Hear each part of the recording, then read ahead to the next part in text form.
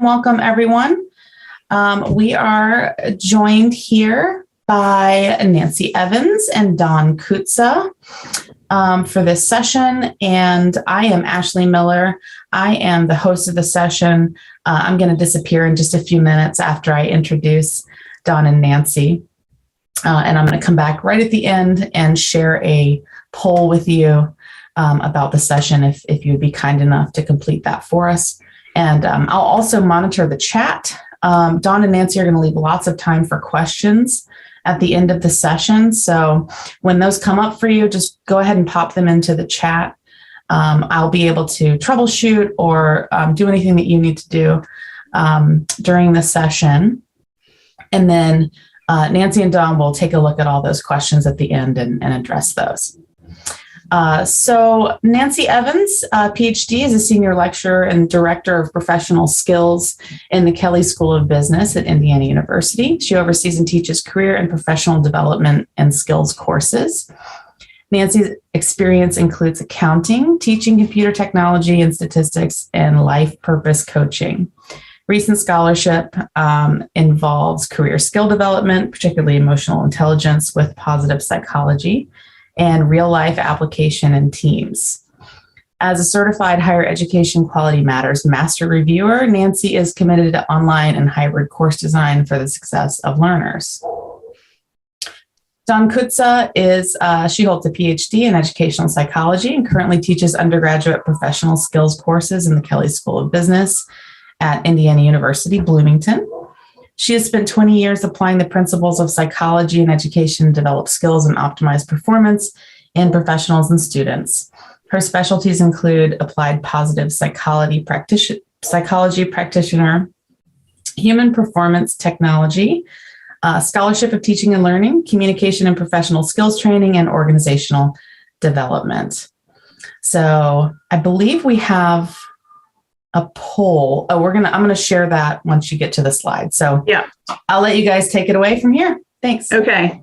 Hi, I'm Nancy. I'm going to back us up just real quick to the beginning, show you the sample gates at the entrance of IU Bloomington here and the title of our presentation. And then we're going to get to the poll. And I did put in the chat, share where you're from and what you teach, and we'll take a peek at that as we're working through the presentation. Looks like we've got almost 50% have a student team component.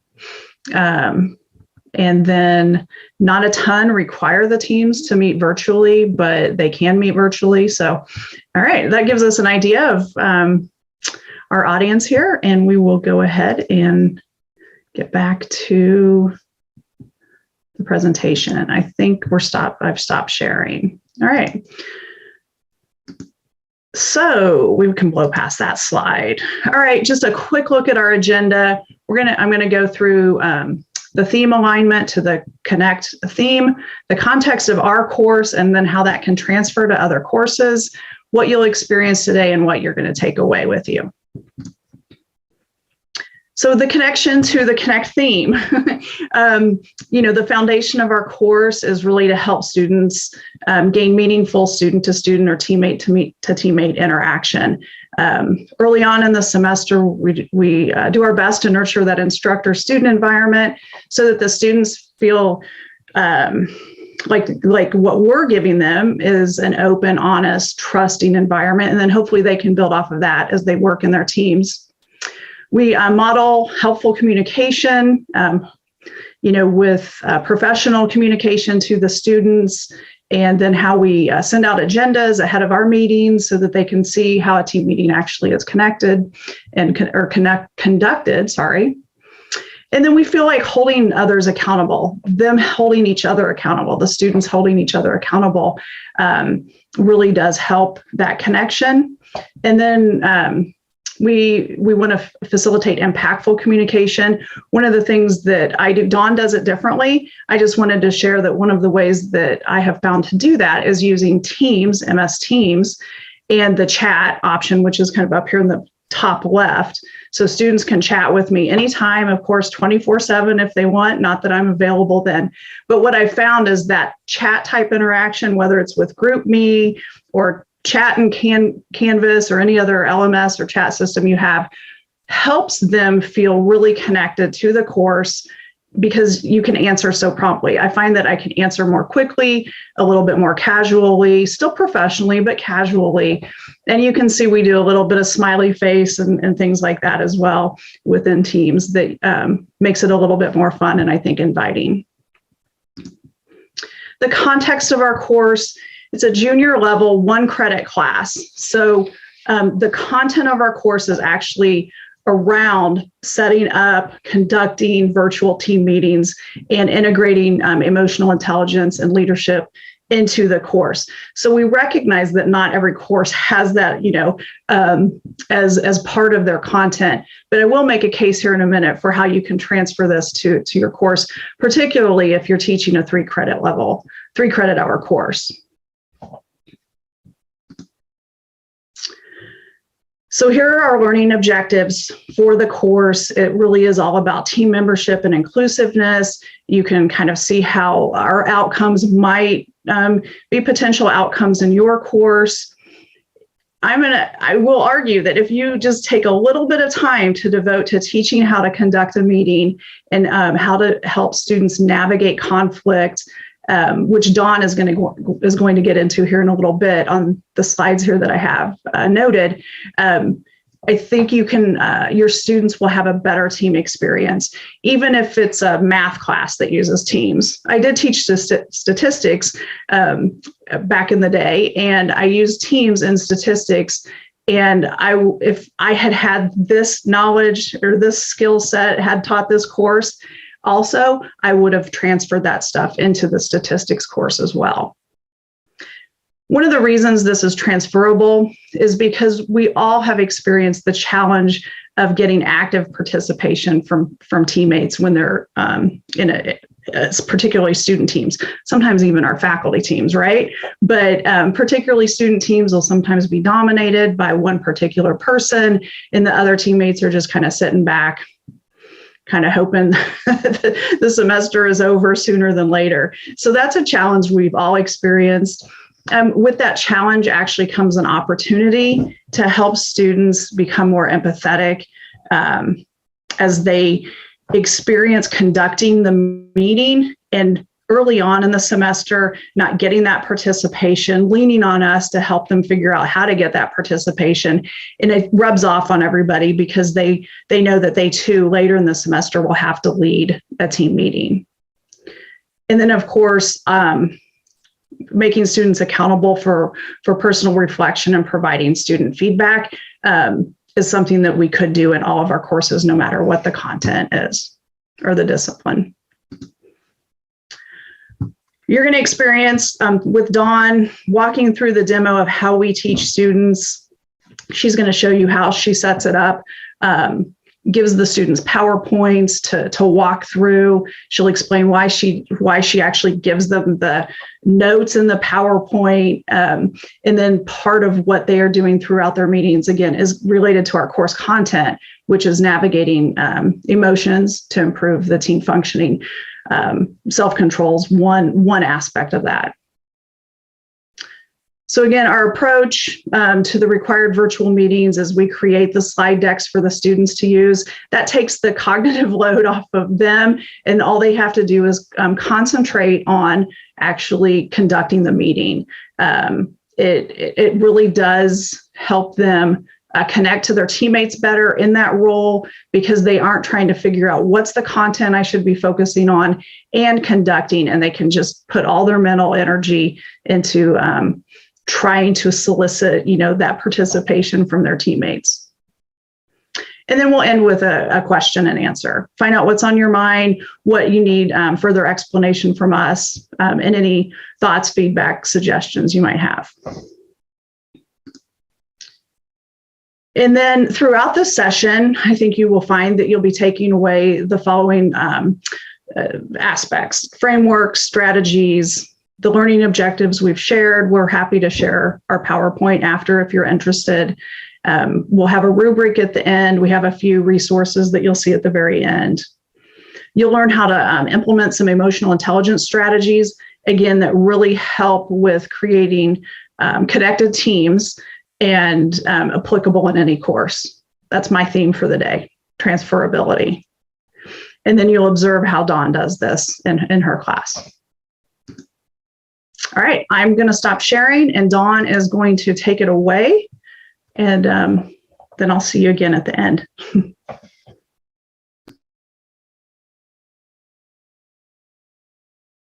All right. Can everyone see the PowerPoint? Yes. Okay, good. Let me know if you cannot. So I am Dawn, and I teach this course almost every semester. Just a little bit about the logistics of the course and how I set it up so you can kind of see how it might work with your framework. We might be given 300 students. And again, this is all online. So what I do is I use kind of Canvas and the random team generator function in order to create, teams of 5. So it could be, anywhere depending on the semester, it could be 60 teams, of 5 individuals. Then the goal is that we the students have to participate in 5 team meetings throughout the semester. So each student will get to be the lead facilitator who organizes, coordinates, and leads and facilitates a highly active and engaging meeting. And that's why we provide them with the PowerPoint, is because we want them to just focus on the leading part, the setup, organization, but not like building content or things that they need to teach. We provide that part for them. And then their 4 teammates are active participants during that meeting. But then it rotates, and the next time another individual takes the lead. We give them a different PowerPoint. We're going over and reinforcing different content and different concepts. And then who used to be the facilitator is now back in the active participation mode. And they rotate all the way through so that throughout the semester, everybody gets to be a leader, right? So the PowerPoint that I'm about to share with you and go through with you is an example of one that I would give to the leader. And I would meet with all the leaders on Zoom. So that would just be a subset of like 60 individuals, say, if I have 60 teams. And the team leaders for meeting 1 will get in the Zoom room with me, and I will walk them through this PowerPoint and actually have them go through different activities to make sure they experience it and understand, what it is that they're supposed to be teaching and how they can best get students involved. So for the sake of time in our presentation, I'm not going to take you through the activities themselves, but I'm going to still show you the PowerPoint and what kind of is involved and walk you through why we make the choices that we make to give them certain notes and certain guidance. And then we ask them, of course, they go cascade this out to their teams that week. And then they do this for 5 weeks in a row until everyone's through and has led a meeting. Okay, so here's what this would start looking like. The very first meeting that they have, we want to make sure that they're setting the tone for all 5 of the meetings that happen. So we want to make sure they understand that, even though they've been on Zoom and attended many, many meetings, probably, they're not necessarily engaging, effective, and people aren't actually co-learning with each other. So we say, look, this isn't your typical meeting where you just show up and do some tasks. We want you to imagine that you're like in your first job, or you're on a project team, a longer project team, that you really want to learn together and get the best out of each other and create a psychologically safe space together where you can do these things. Then that's going to require a little bit of a mindset shift. So we start by, this is the PowerPoint they would have. And remember, they're going to be teaching this out to their peers later in the week. So, for effective team meetings, it's not just about preparation and organization, but you have to have an actual strategy to get your folks involved. So instead of just calling a Zoom meeting and having everyone show up, you prepare. That's why we prepare the slide deck, so that you've worked in an integrated participation and engagement into all the activities that you're going to do. And you obviously have to have a clear purpose for the tasks and accomplishments at the end. So again, we're just trying to teach them how to have an effective, efficient, engaged, psychologically safe meeting. Okay, so let's see, is that right? Yeah, the next slide then is I remind them of their roles. So the leaders are going to learn in this class to prepare and organize an efficient, productive meeting, practice real-time meeting management. Perhaps this is the key thing they're not used to being able to do at all, is pace it, stay on task, monitor body language, and then facilitate active engagement, right? And equal inclusive participation. I give them notes that's why I've left this in notes form, because I was going to highlight a couple things that I put in the notes for them. Tips for how to make sure they're including every person. Just basically, here's some questions that I want you to ask during your meeting, and call people's names until everyone's been heard, right? So it's just taking that extra little bit of time to say, we really need to hear from everyone. And then I remind them, because they're going to be going through 5 of these each semester, throughout the semester, that they need to be focusing on listening and being present in a way that they probably have never been in Zoom before. So I tell them, I'm recording these meetings. You will be graded on these meetings. You have to have your cameras on. I have to see equal participation. I have to see certain things from the facilitator, certain things from the participants. And, you can't just hide and turn your camera off. Okay. You really have to engage as an active participant. And that's all in the rubrics that we'll share at the end. And then they're going to be supporting the purpose, the leader, and their teammates, adding value, responding to the other thoughts, that their teammates bring up throughout, and observing the leader to provide thoughtful feedback to help develop the leader. So they each have an opportunity to put themselves out there as a leader and then get feedback that could help them improve as a leader. And they need to take that part very seriously, because it's rare that they'd have that kind of opportunity to really put their skills forward and have peers give them some feedback. So I kind of define what everyone's roles are very clearly throughout these 5 virtual meetings that they have throughout the semester. Okay. And then if you look at the bottom, I'm just going to pull this up for a second. Usually I tell them approximately how many minutes they would spend on a slide. And then I tell them what to say, kind of like, here's the purpose and the goals of the meeting. And then I say, to get people involved, have someone read the slide. So one person read the left side, one person read the right side. I'm giving them tips throughout for how they can get people engaged during a meeting. Okay. And then the next thing, to build some psychological safety, we know that it's important for them to be a little bit vulnerable and to take time to actually see each other as human beings. So at the beginning of every PowerPoint and virtual meeting that they have, we have them do some kind of fun team activity. So they could share an object. I've had them share photographs with each other in the past to talk about a picture they've taken recently. It could be a most admired person, if that fits the content, kind of try to weave it in with the theme that week. And then they each, I give them very specific directions for how to facilitate this activity in a way that really does let everybody be heard, tell a story, make connections with others over their object or over what they're sharing.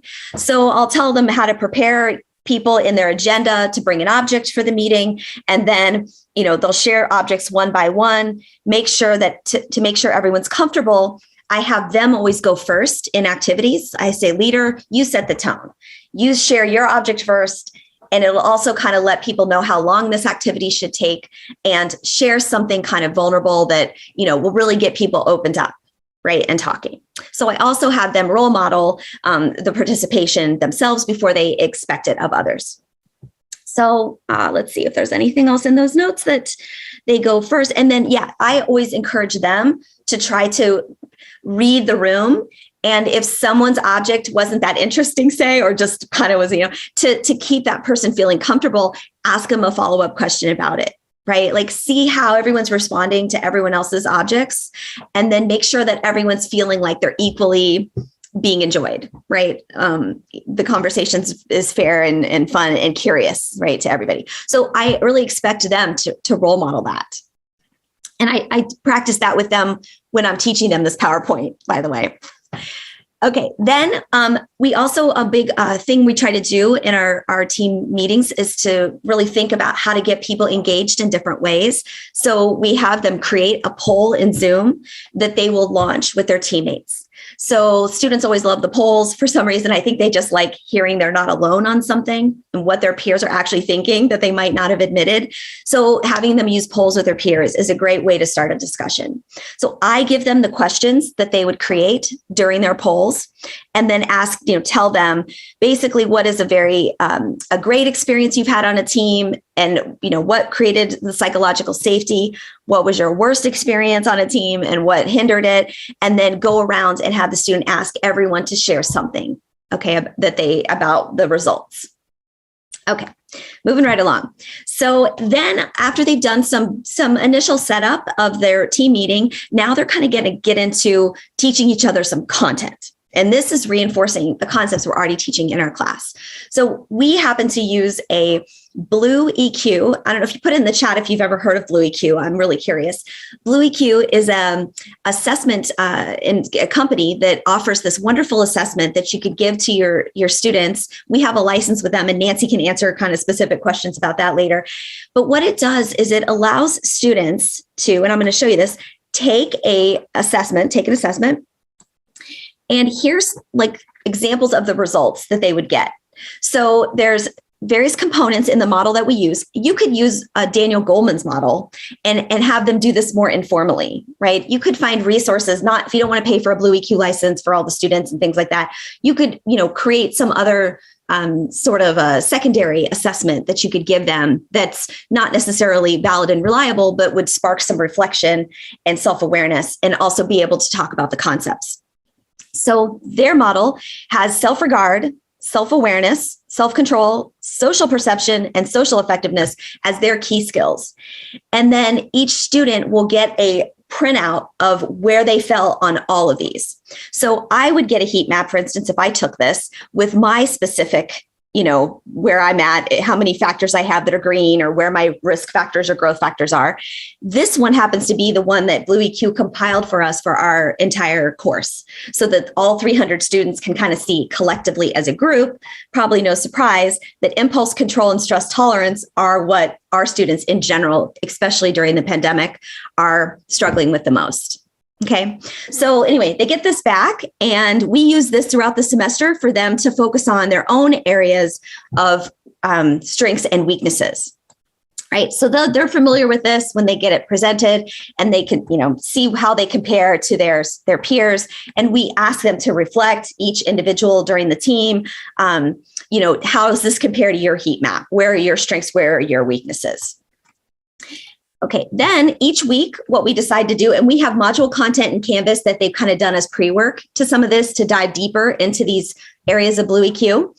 But for this sample this week, I'm going to highlight the self-control modules that we do and the virtual team meeting around self-control.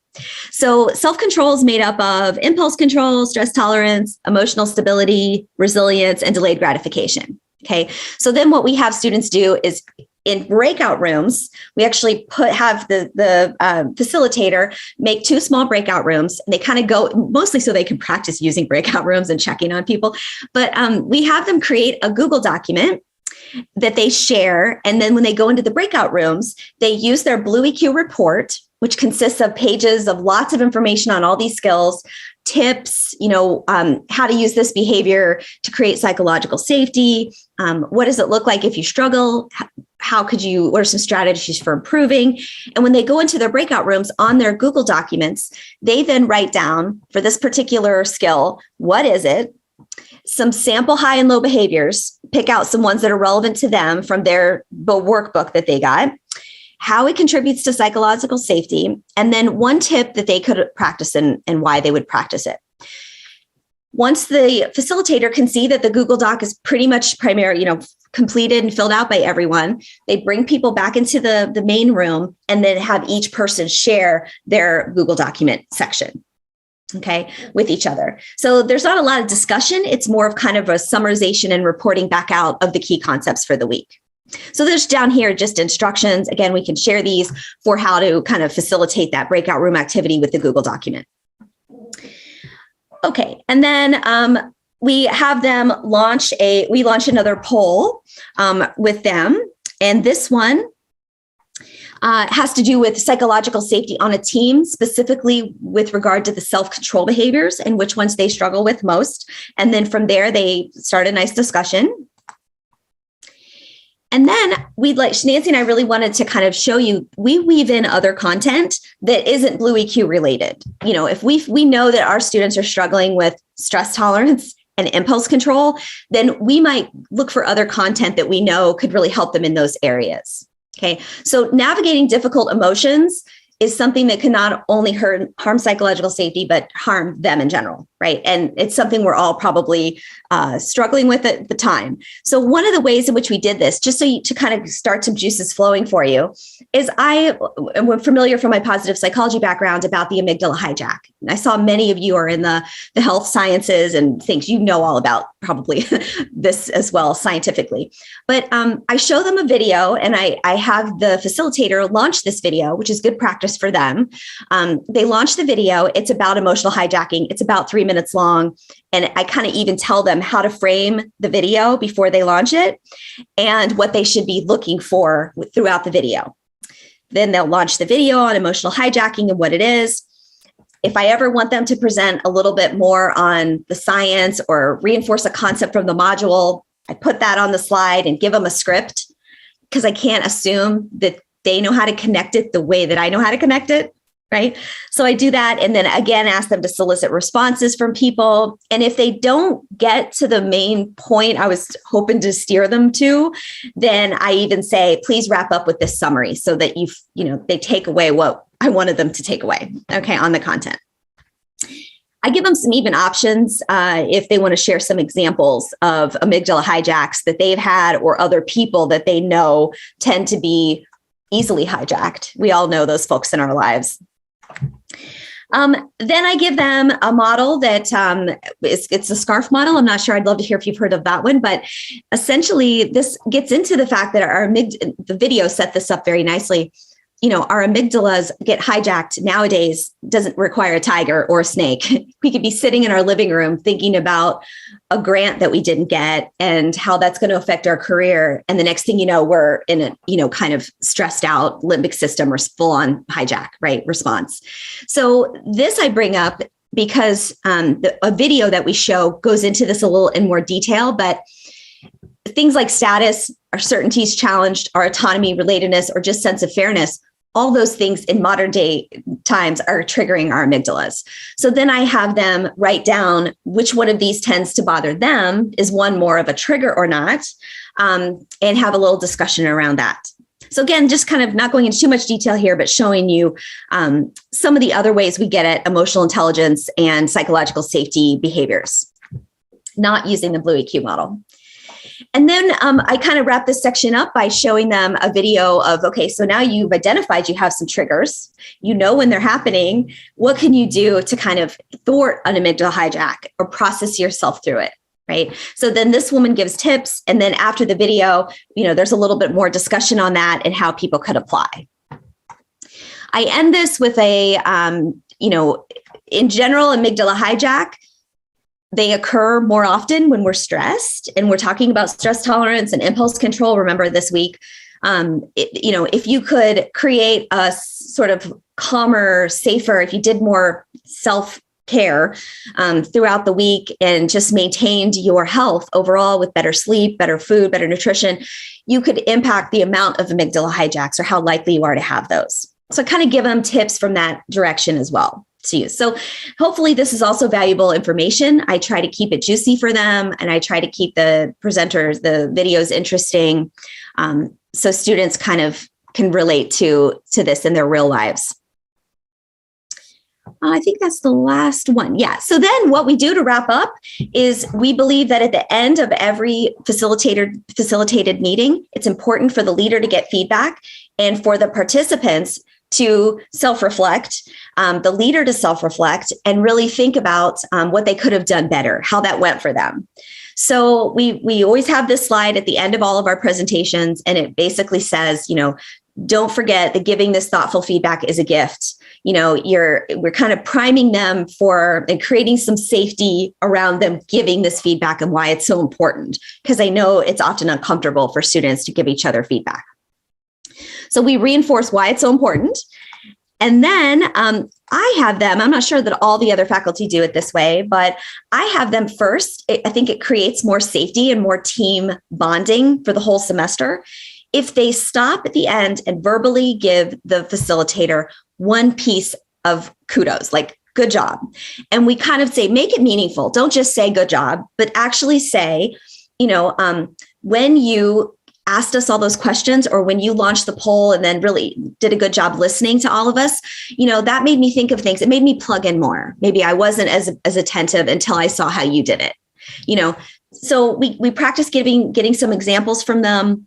And then they say, I know it may be a little bit awkward, but everyone's going to give me a piece of feedback right now. And then they stop, and that's all on record. The students each give the facilitator before they go one piece of positive feedback.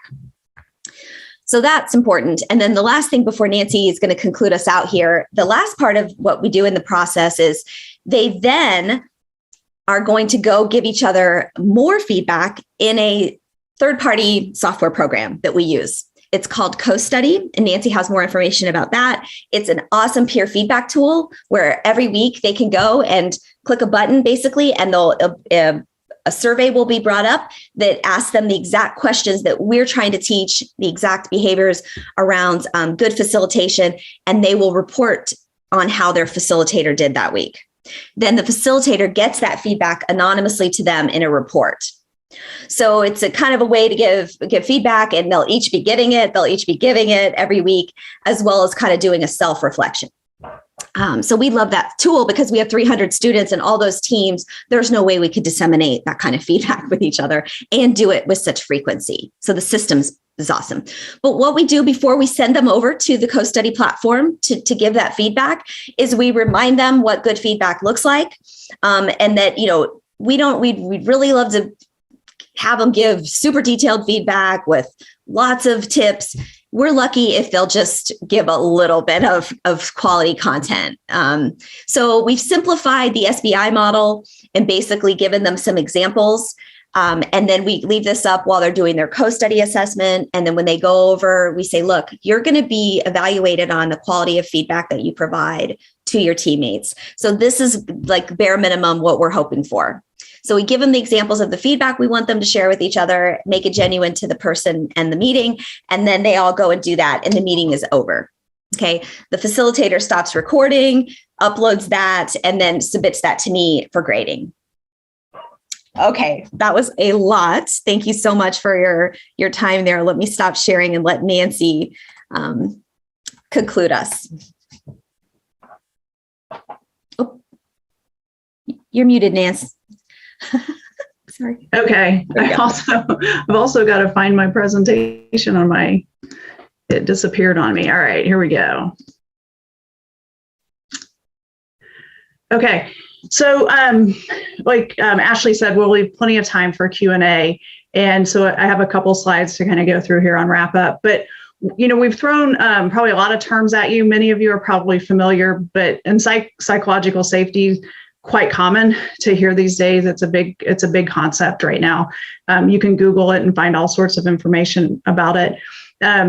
The history of our course is we've always kind of foundationally been working with emotional intelligence to help students increase those skills, improve those skills, understand their skills so that they can talk about them in recruiting and networking to help them, share with employers some examples of, what their strengths are, what they need to improve on, how that's affected them in teams and stuff. And so emotional intelligence or emotional quotient, so EI or EQ, are really the foundation of psych safety. And with the Blue EQ assessment, I feel like that's when we started to really ramp up the psych safety component. And even though, again, like you could be teaching statistics or chemistry or any of these, other courses that have nothing to do with this course content, these are really team type skills, professional skills that I think do transfer over to any course. So this, you can add this on. I don't think it'd be a super heavy lift for you to add on, especially if you just provided resources for students. And I want to hit one more point about psych safety that I feel like is prevalent in our students starting in their first year. So we get them in their third year where they have a lot of experiences, whether they've felt like they've been on psychologically safe teams or not. Most of them have had good and bad experiences. And so it's really helpful timing wise in the third year for us to hit this again. But sadly, I teach a 100 level course in the fall sometimes as well. And 70% of my students last fall had reported, I would say, feeling or experiencing situations where there was not psychological safety on their teams. And it's predominantly because their ideas just get shut down right from the beginning. That I think that is by far the biggest thing I see is when students are on teams, if there's a dominant student or they don't take the time to actually have devoted time to brainstorming or brainstorming outside of the meeting and coming with their own ideas to share and just having that space for all the ideas to live for a little bit. And then they can dig into figuring out what are the best ideas and what's the direction they should go. But so often they jump right in, someone has an idea, others feel shut down, and then they're done for the semester. Like they really just check out on that team. And so we know those are not effective team experiences. So that's kind of why we really hit the psych safety thing hard. Let me share a couple resources. This is just a snapshot of how Dawn had mentioned that we have modules. So we have a team component to our course and also an individual component where they are working through modules. Again, our model that we use is Blue EQ. Again, you can Google self-awareness, you can Google social effectiveness.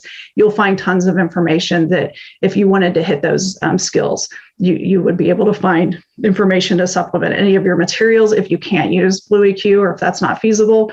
And I'm not promoting it necessarily. I just, it is a pretty cool report, but I know it's not accessible for everybody.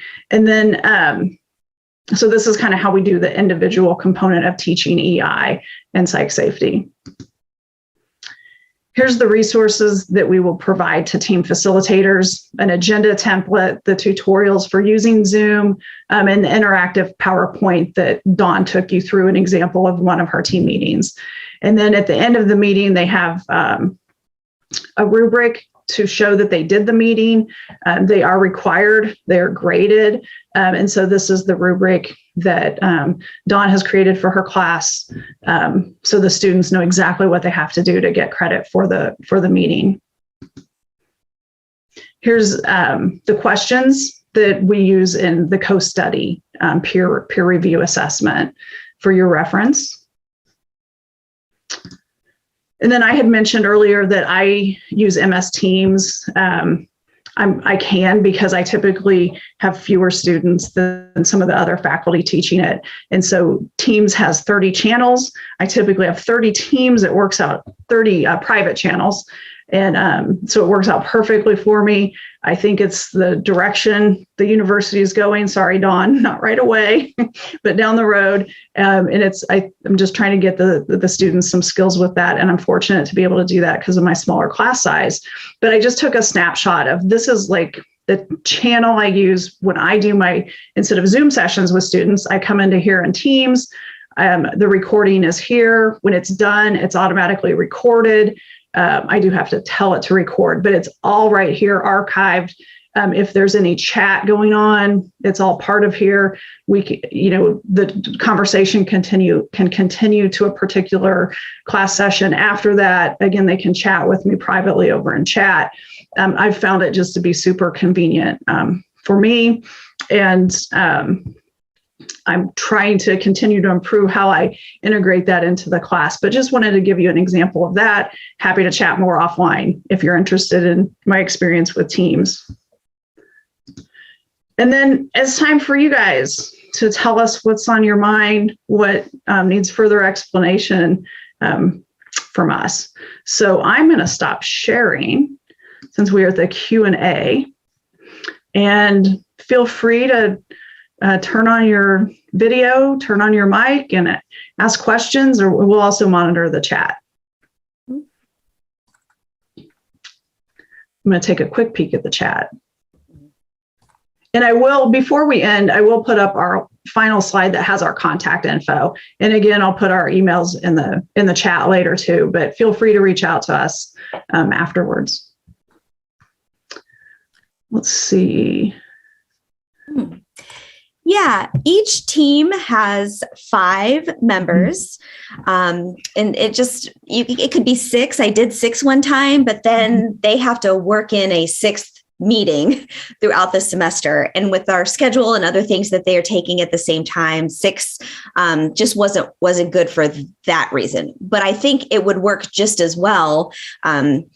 I personally, if I didn't have so many students, would probably just do teams of 4. I think teams of 4 would be ideal, but because of the volume, I do 5, just somewhat to ease grading and to make sure that they're, getting enough interaction, but not, too many meetings. Yeah, their schedules get pretty booked. So I would agree 4 is probably a really ideal number. 6 is pretty rough. 5 worked out too, because we have 5 concepts, 5 dimensions in the Blue EQ. So I thought 5, something's calling me to 5. Yeah. And actually Daniel Goldman's model there's various models. One had 4 and one had 5, but yeah. Yeah. Before we had the Blue EQ, I was largely building out the content from the internet and from books. We didn't have this nice model. It was all wrapped in with, that's really we looked for that because we knew we wanted to go in that direction, but we were doing this largely without Blue EQ before. Mm-hmm. Yeah. Kristen asked, do you model the meeting as a facilitator? And if yes, is the meeting recorded? Yeah, that's actually what our meeting, what our class sessions are with our students. So our class is actually asynchronous, but it's also coded as arranged, which means that we can arrange for students to meet with us at various times. They may have conflicts. So in the beginning, they do have to kind of schedule out who can attend the class session, which is really modeling the meeting with them. And sometimes there are conflicts, we have to work around that, but we do record that meeting so that if students do have that conflict, they can go to the recording and watch it. I will say I love Teams. And one of the cool things is it just automatically puts it in the team space. I can just send them a link and say, hey, here you go. If they have to tell me that they're missing the meeting, but here you go. I don't have to download it from documents, from Zoom, from any of that. It's just, it's more efficient for me, but yeah. Kristen, did that help? Dawn, do you have anything to add? Okay. No, just that I need 60 channels, so I don't know what I would do in MS Teams. So I don't use it at all. Exactly. I know it doesn't work. I know I am fortunate to be able to use it. Yeah. Yes. I hope our university considers that if they totally eliminate certain things from us. But right. We'll work around it. Still use Canvas, but maybe just MS Teams for recordings. I don't know. I'll figure it out. No rush. Don't worry about it. I swear it's not going to happen right away. Curious, does anybody else use MS Teams? You can put that in the chat. I'm just curious. Oh yeah, co-study licensing. Mm-hmm. That is interesting too. Can I just say something about this? Is a really cool program because a platform software company, they were students that were from the East Coast, I think Boston College or Boston University. They were always asked to be on teams, and they wanted a good way to be able to get feedback and provide feedback to each other. And there wasn't, other than designing some kind of a Qualtrics 360 modification, which we did for years. It was very cumbersome, wasn't very flexible. It had to be launched like en masse. So we couldn't, modify the questions or the surveys or the frequency or the timing. This is like a full flexibility platform where you can go in and decide how many assessments you want. What I didn't say is I have one I give as a goal setting assessment at the beginning of the year that each student does individually to kind of set goals for where they think their weaknesses are and where they'd like to grow as a leader. And then there's a midterm that everyone does kind of on just the team dynamics. How's it going? Any red flags? What are you guys working on? How's it going? And then one at the end where they give each other at the very end, after all the meetings, just really nice, more lengthy feedback about how they saw each other grow throughout the semester. So, plus they have one for each of the individual 5 meetings. So, and this basically, once I set it up at the beginning of the semester, copy and paste my questions every year, it just launches for the students by due date. And all of that, then the information's gathered and it just goes right back out to them. So it's an awesome system. And it's student driven, student created. So I kind of love that. Yeah, I put the link to CoStudy in the chat. It's costudy.co, like not com. I didn't forget the M, even though it looks like I did. Brian said that he uses Teams, but students generally hate it. I hear you. I don't think my students really appreciate me using Teams, but I think once they get out in the workplace, they'll have appreciated it a little bit. I don't know what their deal is. They really like Group Me. I'm trying to wean them off of Group Me and, start using Teams. But the coordination aspect of teamwork and collaboration, does the students have to schedule their meetings, organize their work? Yeah. Yes. Mm-hmm. They do. The facilitator carries the brunt of that the week they're doing, right? But everyone else knows it's coming. We have them create a document at the beginning of the year by week of who's going to lead for the whole semester, right? Mm-hmm. And then they establish like a regular time that's good for all of them based on their calendars, and they hold that time. So they should kind of be able to guess when all 5 of their team meetings are going to take place. Then they just wait for the agenda, the Zoom links, and kind of show up for the facilitator who's ready then by that point has gotten all the material and is ready to go. Yeah. And, things happen, sometimes they have to reschedule a meeting, and I don't tell them that they have to let me know. They don't have to go fix that document from the beginning of the year. But for the most part, Dawn's right. They're pretty much set in stone based on what they've established at the beginning. And then they're responsible for coordinating, people have conflicts that come up, an interview or something like that is often the case. But yeah, they have to manage all of that. And then I do have I think Dawn did mention that she uses Google Doc in her team meetings frequently for collaboration. So they're actually doing something in the meeting as well. And so, yeah, that's all on the students to make sure they've got set up the team leader of the week, that they're ready to go to make that collaboration happen.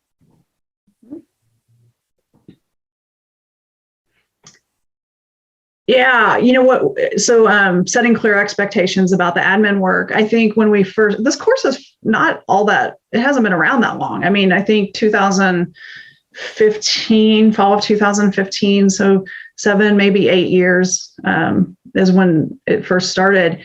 And it's gone through some iterations, and we've learned, along the way. I think early on, having them come meet with us, and then we just expected them to be able to take it and go cascade it back to their team with very little structure. And giving them the structure is so helpful, because we don't have a test in this course on this stuff. We'd rather them it's really practice these skills. And so giving them what they need just helps them be confident to go into that meeting and do it. The first couple team leaders have it fairly rough, especially that first one, kind of, it's new to them. And so I feel like the first team meetings aren't always as robust. They get better as they go, but it certainly helps to give them the content and then let them just focus on the delivery. And I have one thing I picked up from Dawn, she mentioned it in passing one time a few years ago, was actually so the course is online. We never meet in a classroom. We only meet, virtually with the students, and then expect them to meet virtually. They're like, why can't we meet in person? And so Dawn, I don't know if you still do this, but yeah. I found it super helpful that before any team meeting, like one of the first assignments, the first week, they just have to go take a picture of themselves somewhere on campus. It's a residential campus, so it works.